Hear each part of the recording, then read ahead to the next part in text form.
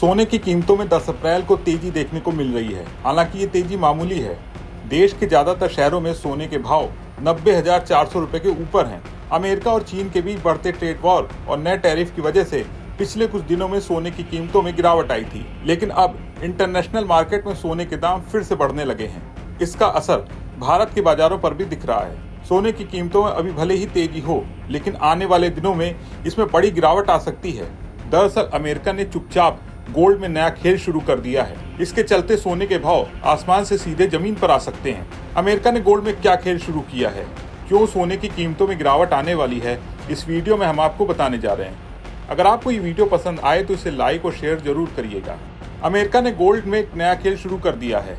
इसके संकेत साफ दिख रहे हैं। रिपोर्ट्स बताती हैं कि दुनिया का सबसे बड़ा सोना रखने वाला देश अब डिजिटल गोल्ड यानी बिटकॉइन खरीदने की तैयारी में है। ट्रंप सरकार ने संकेत दिए हैं कि अमेरिका अपने सोने के भंडार को बेचकर बिटकॉइन खरीद सकता है, जिससे वो दुनिया में बिटकॉइन सुपर पावर बनने की दिशा में बढ़ेगा।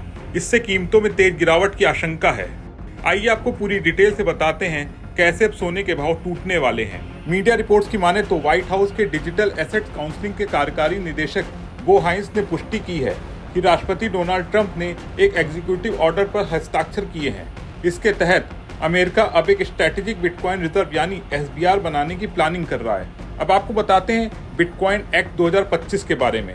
सीनेटर सिंथिया लुइस ने बिटकॉइन एक्ट ऑफ 2025 संसद में पेश किया है। इसमें अगले 5 सालों में 10 लाख बिटकॉइन खरीदने का प्रस्ताव है। ये दुनिया भर में मौजूद बिटकॉइन का करीब 5% हिस्सा होगा। अनुमान है कि इसके लिए $700 अरब की फंडिंग सोने की वैल्यूएशन को बढ़ाकर की जा सकती है। अब बात करते हैं कि अमेरिका बिटकॉइन कैसे खरीदेगा। सरकार ने इसके लिए 3 रास्ते सुझाए हैं। पहला, संसद की मंजूरी से सीधे बिटकॉइन खरीदना। दूसरा, एक्सचेंज स्टेबलाइजेशन फंड के जरिए सोने को बिटकॉइन या बिटकॉइन से जुड़े इंस्ट्रूमेंट्स में बदलना।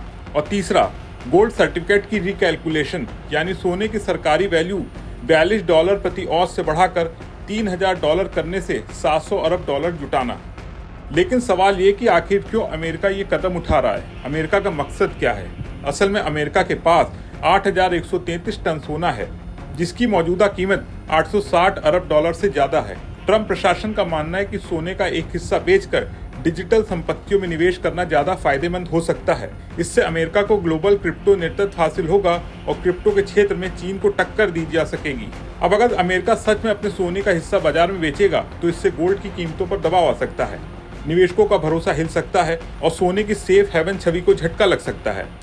दूसरी तरफ बिटकॉइन को एक राष्ट्रीय रिजर्व एसेट के रूप में अपनाने का ये पहला मामला होगा। इससे इसकी कानूनी मान्यता और कीमतों में तेजी देखने को मिल सकती है।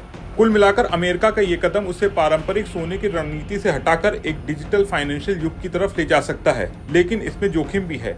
बिटकॉइन की अस्थिरता सरकार के लिए एक चुनौती बन सकती है, लेकिन अगर ये योजना लागू होती है तो ये न केवल अमेरिकी आर्थिक नीति को बदल देगी, बल्कि पूरी दुनिया में डिजिटल एसेट्स की परिभाषा को नया रूप भी देगी। अमेरिका के गोल्ड में इस नए खेल के बारे में आपका क्या सोचना है?